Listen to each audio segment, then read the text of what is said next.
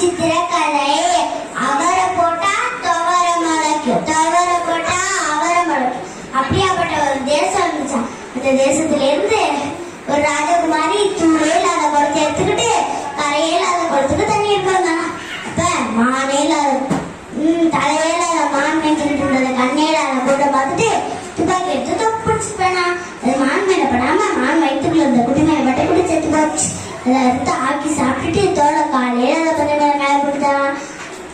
தலையில அதை பிராணம் தூக்கிட்டு போவ, காலையில அதை வேலை துரத்திட்டு போவ, அவன் காலில் கட்டின நடக்கத்திற்கு தலைவியா வெளியே வர அதுக்கு வைத்தியம் கேட்க வைத்தியத்தை போனப்ப ஆன வேற அரச